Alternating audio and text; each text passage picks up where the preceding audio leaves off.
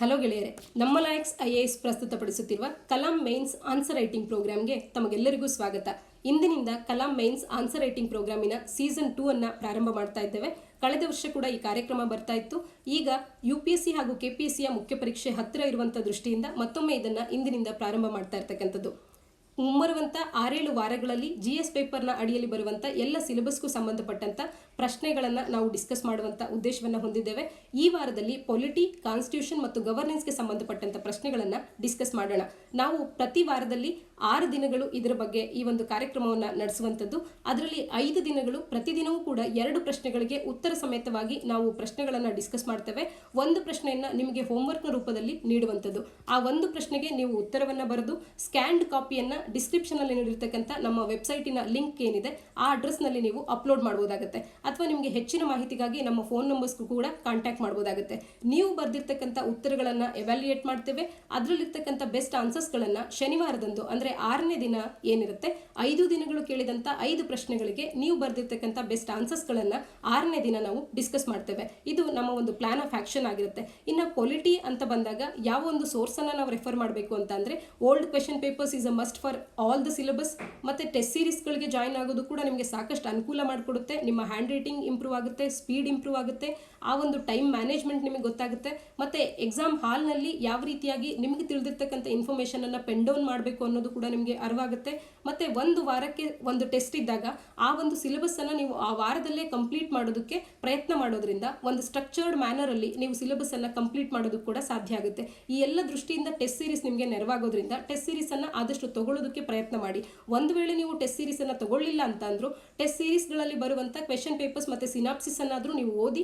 ಆಗ ನಿಮ್ಮ ಉತ್ತರಗಳು ಯಾವ ರೀತಿ ಇರಬೇಕು, ಯಾವ ರೀತಿಯಾಗಿ ಸ್ಟ್ರಕ್ಚರ್ ಮಾಡಬೇಕು ಉತ್ತರಗಳನ್ನು ಅಂಥೇಳಿ ಮಾಡೆಲ್ ಆನ್ಸರ್ಸ್ಗಳನ್ನು ನೋಡಿದಾಗ ನಿಮಗೆ ಅರಿವಾಗುತ್ತೆ. ಇನ್ನು ಕಲಾಂ ಪ್ರೋಗ್ರಾಮ್ನಲ್ಲಿ ನಾವು ಕೇಳುವಂಥ ಒಂದು ಪ್ರಶ್ನೆಗೆ ಪ್ರತಿದಿನವೂ ಕೂಡ ನೀವು ಉತ್ತರವನ್ನು ಬರಿತಾ ಹೋಗಿ. ಆಗ ಕೂಡ ನಿಮಗೆ ಆನ್ಸರ್ ರೈಟಿಂಗ್ ಪ್ರಾಕ್ಟೀಸ್ ಆಗುತ್ತೆ. Laxmikanth is must. ಯಾಕೆಂದರೆ ಈಗ ಸ್ಟ್ಯಾಟಿಕ್ ಪೋರ್ಷನ್ ಮತ್ತು ಕರೆಂಟ್ ಅಫೇರ್ಸ್ ಎರಡನ್ನೂ ಕೂಡ ಕಂಬೈನ್ ಮಾಡಿ ಕೇಳ್ತಾ ಇರ್ತಕ್ಕಂಥ ಪ್ರಶ್ನೆಗಳನ್ನು ಕಳೆದ 2-3 ವರ್ಷಗಳಲ್ಲಿ ನಾವು ಕಾಣ್ತಾ ಇರೋದ್ರಿಂದ ಲಕ್ಷ್ಮೀಕಾಂತನ್ನು ಮತ್ತೊಮ್ಮೆ ನೀವು ಈ ಸಂದರ್ಭದಲ್ಲೂ ಕೂಡ ಓದ್ಕೊಳ್ಬೇಕಾಗತ್ತೆ. ಇನ್ನು ಎಕ್ಸಾಮ್ನ ದೃಷ್ಟಿಯಿಂದ ಸಾಕಷ್ಟು ಇಂಪಾರ್ಟೆನ್ಸ್ ಹೊಂದುವಂಥದ್ದು ಅಂತಂದರೆ ರೀಸೆಂಟ್ ಜಡ್ಜ್ಮೆಂಟ್ಸ್ಗಳಾಗಿರ್ಬೋದು, ರೀಸೆಂಟ್ ಲೆಜಿಸ್ಲೇಚರ್ಸ್ಗಳು ಯಾವುದಾದ್ರು ಲೆಜಿಸ್ಲೇಷನ್ಸ್ ಯಾವುದಾದ್ರೂ ಬಂದಿದ್ರೆ ಅವುಗಳಾಗಿರ್ಬೋದು, ಅಮೆಂಡ್ಮೆಂಟ್ಸ್ಗಳಾಗಿರ್ಬೋದು. ಅದರಲ್ಲೂ ರೀಸೆಂಟ್ ಅಮೆಂಡ್ಮೆಂಟ್ಸ್ಗಳು ಹೌದು. ಪೊಲಿಟಿ ಅಂದಾಗ ಸಾಕಷ್ಟು ಪ್ರಾಮುಖ್ಯತೆಯನ್ನು ಪಡೆದಿರ್ತಕ್ಕಂಥ 42nd ಅಮೆಂಡ್ಮೆಂಟ್, 44th ಅಮೆಂಡ್ಮೆಂಟ್ ಆಗಿರ್ಬೋದು. ಈ ಎಲ್ಲ ಅಮೆಂಡ್ಮೆಂಟ್ಸ್ಗಳು ಕೂಡ ನಿಮಗೆ ಸಾಕಷ್ಟು ಉಪಯೋಗ ಆಗುತ್ತೆ. ಇವೆಲ್ಲದ್ರ ಬಗ್ಗೆ ನಿಮಗೆ ಸ್ಪಷ್ಟತೆ ಇರಬೇಕಾಗುತ್ತೆ. ಇನ್ನು ನ್ಯೂಸ್ ಪೇಪರ್ ಕೂಡ ಪ್ರತಿದಿನ ನೀವು ಓದಲೇಬೇಕಾಗುತ್ತೆ. ಮೇನ್ಸ್ನ ದೃಷ್ಟಿಯಿಂದ news paper is a must ಅಂತಲೇ ಹೇಳ್ಬೋದು. ನ್ಯೂಸ್ ಪೇಪರ್ನಲ್ಲಿ ಬರುವಂಥ ಕೇಸ್ ಸ್ಟಡೀಸ್ ಆಗಿರ್ಬೋದು, ಎಕ್ಸಾಂಪಲ್ಸ್ಗಳಾಗಿರ್ಬೋದು, ಸ್ಟ್ಯಾಟ್ಸ್ಗಳಾಗಿರ್ಬೋದು, ಇವುಗಳನ್ನು ನಿಮ್ಮ ಉತ್ತರದಲ್ಲಿ ನೀವು ಬಳಸ್ತಾ ಹೋದರೆ ನಿಮ್ಮ ಉತ್ತರ ಯುನೀಕ್ ಆಗಿ ಕಾಣ್ತಾ ಹೋಗುತ್ತೆ. ಇನ್ನು ಅನ್ಎಕ್ಸ್ಪ್ಲೋರ್ಡ್ ಏರಿಯಾಸ್ಗಳೇನಿದೆ, ಪೊಲಿಟಿ ಆಗಿರ್ಬೋದು, ಇನ್ಯಾವುದೇ ವಿಷಯ ಆಗಿರ್ಬೋದು, ನಮ್ಮ ಸಿಲೆಬಸ್ನಲ್ಲಿ ಕೆಲವೊಂದು ಏರಿಯಾಸ್ಗಳಲ್ಲಿ ಇದುವರೆಗೂ ಕೂಡ ಪ್ರಶ್ನೆಗಳನ್ನು ಕೇಳುವಂಥ ಸ್ಕೋಪ್ ಇದ್ರೂ ಕೂಡ ಅಲ್ಲಿ ಹೆಚ್ಚಿನ ಮಹತ್ವವನ್ನು ನೀಡಿಲ್ಲ.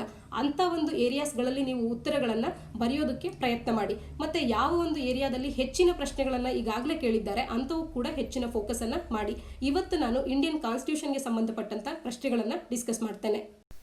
ಮೇನ್ಸ್ನಲ್ಲಿ ಪೊಲಿಟಿಯಲ್ಲಿ ಯಾವ ಏರಿಯಾನಲ್ಲಿ ಎಷ್ಟು ಪ್ರಶ್ನೆಗಳನ್ನು ಕೇಳಿದ್ದಾರೆ ಕಳೆದ 5-6 ವರ್ಷಗಳಲ್ಲಿ ಅನ್ನೋದನ್ನು ನಾವಿಲ್ಲಿ ರೆಫರೆನ್ಸ್ ಆಗಿ ನೋಡ್ಕೊಳ್ಬೋದಾಗುತ್ತೆ. ಪ್ರತಿಯೊಂದು ಸಿಲೆಬಸ್ಸನ್ನು ಓದೋಕ್ಕೆ ಮುಂಚೆ ಯಾವ ಏರಿಯಾದಲ್ಲಿ ಹೆಚ್ಚು ಫೋಕಸ್ಡ್ ಆಗಿ ಕ್ವಶನ್ಸ್ಗಳನ್ನು ಕೇಳಿದ್ದಾರೆ, ಯಾವ ರೀತಿಯಾದಂಥ ಪ್ರಶ್ನೆಗಳನ್ನು ಕೇಳ್ತಾ ಇದ್ದಾರೆ, ಇದೆಲ್ಲವನ್ನು ನೀವು ತಿಳ್ಕೊಂಡು ಮೊದಲಿಗೆ ಪ್ರಶ್ನೆ ಪತ್ರಿಕೆಗಳನ್ನು ರೆಫರ್ ಮಾಡಿ ನಂತರದಲ್ಲಿ ನೀವು ಓದೋದನ್ನು ಪ್ರಾರಂಭ ಮಾಡಿ. ಈಗಾಗಲೇ ಕೀವರ್ಡ್ಸ್ಗಳನ್ನು ಯಾವ ರೀತಿ ನೀವು ಅಡ್ರೆಸ್ ಮಾಡಬೇಕು, ಯಾವ ರೀತಿಯ ಕೀವರ್ಡ್ಸ್ಗೆ ಯಾವ ರೀತಿ ಉತ್ತರಗಳನ್ನು ಬರೀಬೇಕು ಅಂತ ಹೇಳಿ ನಮ್ಮ ಒಂದು ವಿಡಿಯೋದಲ್ಲಿ ನಾವು ನಿಮಗೆ ತಿಳಿಸ್ಕೊಟ್ಟಿದ್ದೇವೆ. ಇಂದಿನ ಮೊದಲ ಪ್ರಶ್ನೆ, did the government of India act 1935 ಲೇ ಡೌನ್ ಅ ಫೆಡರಲ್ ಕಾನ್ಸ್ಟಿಟ್ಯೂಷನ್ ಡಿಸ್ಕಸ್ ಅಂತ ಹೇಳಿ ಕೇಳ್ತಾ ಇರುವಂಥದ್ದು. 2016 ಮೇನ್ಸ್ನಲ್ಲಿ ಈ ಪ್ರಶ್ನೆಯನ್ನು ನಾವು ನೋಡಿದ್ದೇವೆ. ಯಾವುದೇ ಒಂದು ಪ್ರಶ್ನೆಗೆ ಉತ್ತರವನ್ನು ನೀಡೋದಕ್ಕೆ ಮುಂಚೆ ಪ್ರತಿಯೊಂದು ಪ್ರಶ್ನೆಗೂ ಕೂಡ ಇಂಟ್ರೊಡಕ್ಷನ್, ಬಾಡಿ ಮತ್ತು ಕನ್ಕ್ಲೂಷನ್ ಈ 3 ಸ್ಟ್ರಕ್ಚರ್ಡ್ ಮ್ಯಾನರಲ್ಲಿ ನೀವು ಉತ್ತರ ಬರೆಯೋದನ್ನು ಎನ್ಶೂರ್ ಮಾಡ್ಕೊಳ್ಳಿ. ಡಿಸ್ಕಸ್ ಅಂತ ಹೇಳಿ ಇಲ್ಲಿ ಕೀವರ್ಡ್ ಕೇಳಿರ್ತಕ್ಕಂಥದ್ದು. ಡಿಸ್ಕಸ್ ಅಂದಾಗ ಯಾವ ರೀತಿ ಉತ್ತರಗಳನ್ನು ಬರಿಬೇಕು ಅಂತ ಅಂದರೆ, ಡಿಸ್ಕಸ್ ಅಂದರೆ ಚರ್ಚಿಸಿ ಅಂತ ಹೇಳಿ, ಅಂದರೆ ಒಂದು ರೀತಿಯ ರಿಟರ್ನ್ ಡಿಬೇಟ್ನ ರೂಪದಲ್ಲಿ ಇರುತ್ತೆ ನಿಮ್ಮ ಉತ್ತರ. ರಿಟರ್ನ್ ಆರ್ಗ್ಯುಮೆಂಟನ್ನು ನೀವು ನೀಡಬೇಕಾಗುತ್ತೆ. ಇಲ್ಲಿ ಆರ್ಗ್ಯುಮೆಂಟ್ಸ್ಗಳನ್ನು ಫಾರ್ ಆ್ಯಂಡ್ ಅಗೇನ್ಸ್ಟ್ ಎರಡೂ ರೀತಿಯಲ್ಲಿ ನೀಡಬೇಕಾಗುತ್ತೆ. ನೀವು ಸಾಕಷ್ಟು ಪ್ರೂಫ್ಸ್ಗಳನ್ನು ಅದಕ್ಕೆ ಕೊಡಬೇಕಾಗುತ್ತೆ. ಅಂದರೆ ಇಲ್ಲಿ did the government of India act ಅಂತ ಹೇಳಿ ಸ್ಟಾರ್ಟ್ ಮಾಡಿರೋದ್ರಿಂದ ಒಂದು ರೀತಿಯ ಎಸ್ ಆರ್ ನೋ ಅಂತ ಹೇಳುವಂಥ ಪ್ರಶ್ನೆ ಆಗಿರುತ್ತೆ. ಆದರೆ ನೀವು ಡೈರೆಕ್ಟಾಗಿ ಎಸ್ ನೋ ಅಂತ ಹೇಳಿ ಪ್ರಾರಂಭವನ್ನು ಮಾಡೋದು ಸರಿ ಹೋಗೋದಿಲ್ಲ. ಅದ್ರ ಬದಲಿಗೆ ಕಂಪ್ಲೀಟ್ ಆಗಿ ಇದ್ರ ಬಗ್ಗೆ ನೀವು ಡಿಸ್ಕಷನ್ ಅನ್ನು ತೋರಿಸಿ ಕಡೆದಾಗಿ ನೀವು ಒಂದು ಕನ್ಕ್ಲೂಷನ್ಗೆ ಬರ್ಬೋದಾಗುತ್ತೆ.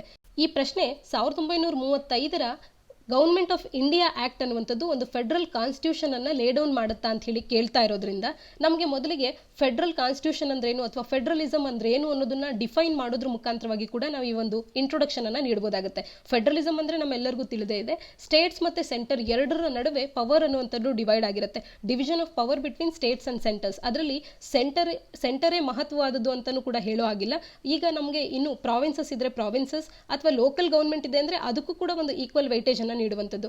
ಈ ರೀತಿಯಾಗಿ ಡಿವಿಷನ್ ಆಫ್ ಪವರ್ ಎಲ್ಲಿರುತ್ತೆ ಅದನ್ನು ನಾವು ಫೆಡರಲಿಸಮ್ ಅಂತ ಹೇಳಿ ಕರಿತೇವೆ. ಈ ರೀತಿಯ ಫೆಡರಲಿಸಮ್ ನ ಡೆಫಿನೇಷನ್ ಅನ್ನು ಕೂಡ ನೀವು ಬರೀಬಹುದಾಗುತ್ತೆ ಅಥವಾ ಗವರ್ಮೆಂಟ್ ಆಫ್ ಇಂಡಿಯಾ ಆಕ್ಟ್ 1935 ನ ಕುರಿತಂತೆ ಅದರ ಇತಿಹಾಸವನ್ನು ಕೂಡ ನಾವು ಬರೀಬಹುದಾಗುತ್ತೆ. ಪ್ರೀವಿಯಸ್ ಆಕ್ಟ್ಗಳು ಮತ್ತೆ ರೌಂಡ್ ಟೇಬಲ್ ಕಾನ್ಫರೆನ್ಸಸ್ಗಳ ನಂತರದಲ್ಲಿ ಈ 1935 ಗವರ್ಮೆಂಟ್ ಆಫ್ ಇಂಡಿಯಾ ಆಕ್ಟ್ ಅನ್ನುವಂಥದ್ದು ಬಂತು. ಈ ಆಕ್ಟ್ ಅನ್ನುವಂಥದ್ದು ಭಾರತದ ಫೆಡರೇಷನ್ ಆಫ್ ಇಂಡಿಯಾವನ್ನ ಚೇಂಜ್ ಮಾಡಿತು, ಸ್ಟ್ರಕ್ಚರ್ ಆಫ್ ಗವರ್ಮೆಂಟ್ ಅನ್ನ ಲೆಜಿಸ್ಲೇಷನ್ ಅನ್ನ ಬದಲಾಯಿಸಿತು.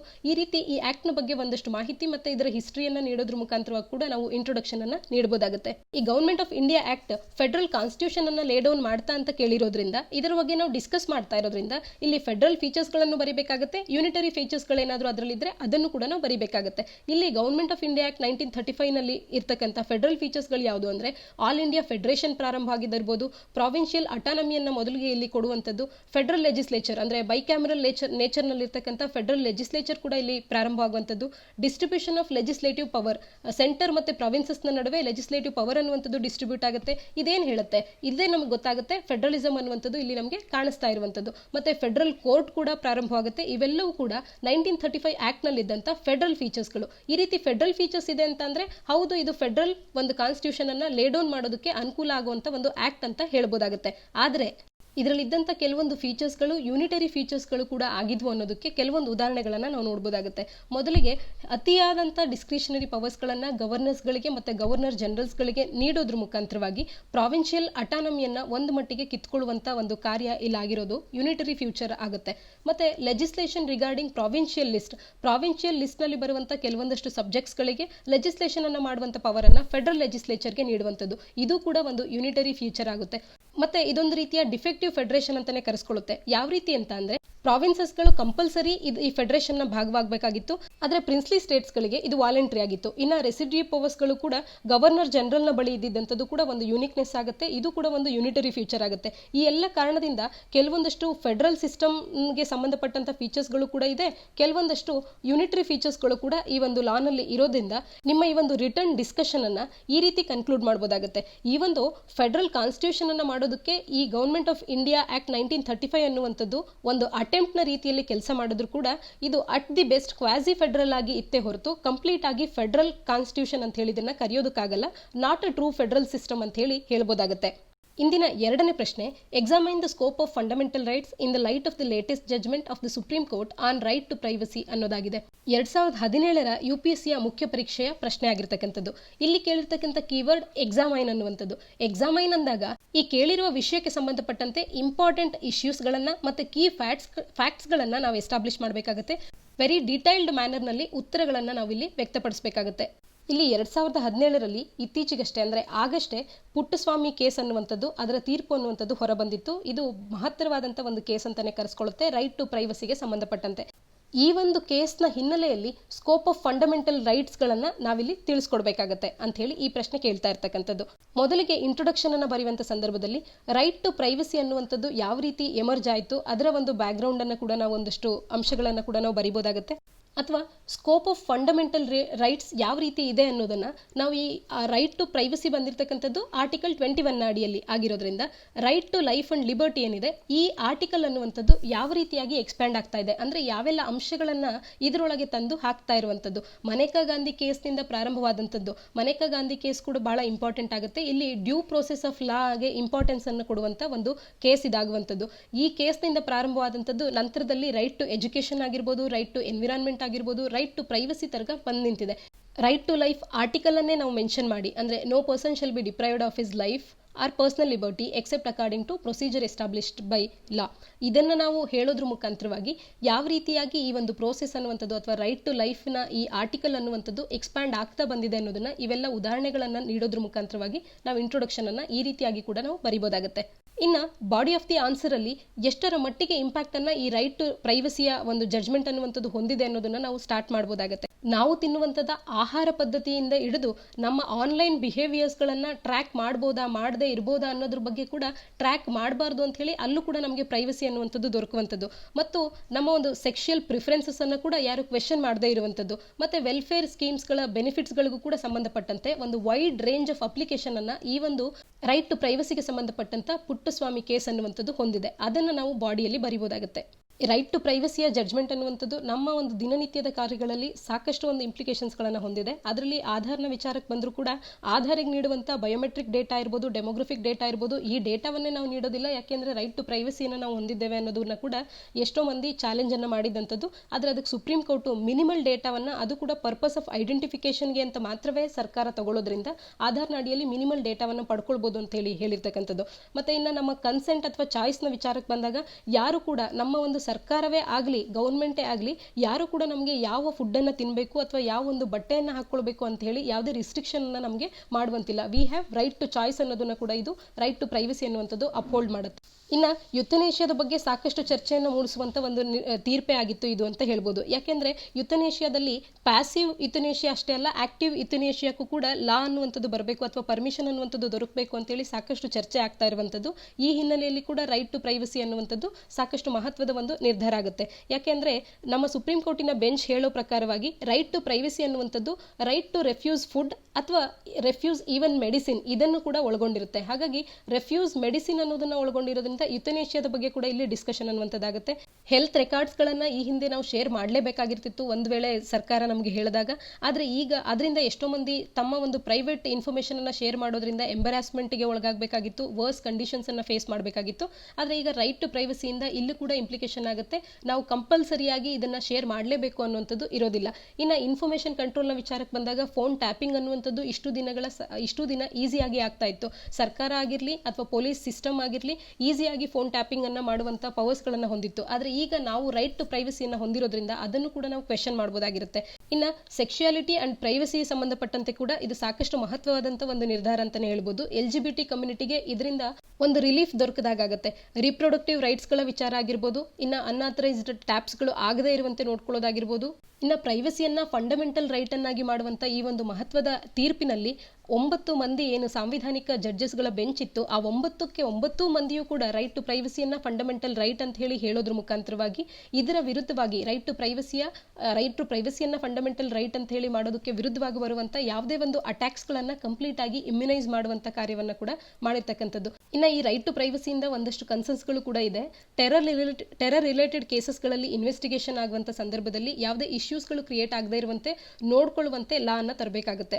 ಒಟ್ಟಾರೆಯಾಗಿ ಹೇಳೋದಾದ್ರೆ ಈ ಒಂದು ತೀರ್ಪು ಒಂದು ಮಹತ್ವದ ತೀರ್ಪು ಅಂತಾನೆ ಹೇಳ್ಬೋದು. ಯಾಕೆಂದ್ರೆ ಇದುವರೆಗೂ ಪ್ರೈವಸಿ ಅನ್ನುವಂಥದ್ದು ಎಲೈಟಿಸ್ಟ್ ಗುಂಪಿಗೆ, ಯಾವುದೋ ಒಂದಷ್ಟು ವರ್ಗದವರಿಗೆ ಮಾತ್ರವೇ, ಶ್ರೀಮಂತ ವರ್ಗದವರಿಗೆ ಮಾತ್ರವೇ ಸೀಮಿತವಾಗಿದ್ದಂಥ ಒಂದು ರೈಟ್ನ ರೀತಿಯಲ್ಲಿ ಇತ್ತು.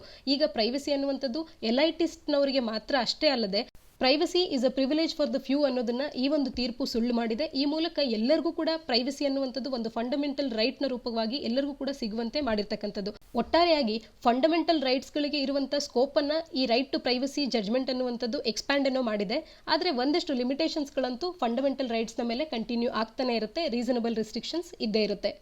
ಇವತ್ತಿನ ಮೂರನೇ ಪ್ರಶ್ನೆ, India and USA are 2 large democracies. Examine the basic tenets on which the 2 political systems are based ಅಂತ ಹೇಳಿ ಕೇಳ್ತಾ ಇರ್ತಕ್ಕಂಥದ್ದು. ಈ ಪ್ರಶ್ನೆಗೆ ನೀವು ಉತ್ತರವನ್ನು ಬರೆದು ಕೆಳಗೆ ಡಿಸ್ಕ್ರಿಪ್ಷನ್ ಅಲ್ಲಿ ನೀಡಿರ್ತಕ್ಕಂಥ ಲಿಂಕ್ಗೆ ಅಪ್ಲೋಡ್ ಮಾಡಬೇಕಾಗುತ್ತೆ.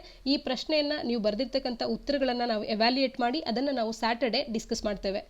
ಇನ್ನು ನಾಳಿನ ಸಂಚಿಕೆಯಲ್ಲಿ functions and responsibilities of the union and states, issues and challenges pertaining to the federal structure, devolution of powers and finances up to local levels and challenges therein, ಮತ್ತೆ separation of powers, dispute redressal mechanisms, salient features of representations of people's act, ಈ ಎಲ್ಲದರ ಬಗ್ಗೆ ಇರ್ತಕ್ಕಂಥ ಪ್ರಶ್ನೆಗಳನ್ನು ನಾಳಿನ ಸಂಚಿಕೆಯಲ್ಲಿ discuss ಮಾಡೋಣ. ನಮ್ಮ ಈ ಕಲಾಂ ಇನಿಷಿಯೇಟಿವ್ ನಿಮಗೆ ಉಪಯೋಗ ಆಗುವಂತೆ ಇದ್ದರೆ ಈ ವಿಡಿಯೋವನ್ನು ಲೈಕ್ ಮಾಡಿ, ಕಮೆಂಟ್ ಮಾಡಿ. ಹಾಗೆ ನಾವು ಕೇಳಿದಂಥ ಒಂದು ಪ್ರಶ್ನೆಗೆ ನಮ್ಮ ವೆಬ್ಸೈಟಿನ ಲಿಂಕಿಗೆ ನೀವು ಉತ್ತರಗಳನ್ನು ಕಳಿಸೋದನ್ನು ಮರಿಬೇಡಿ. ನಾಳಿನ ಪ್ರಶ್ನೆಗಳೊಂದಿಗೆ ಮತ್ತೆ ಸಿಗೋಣ. ಧನ್ಯವಾದ.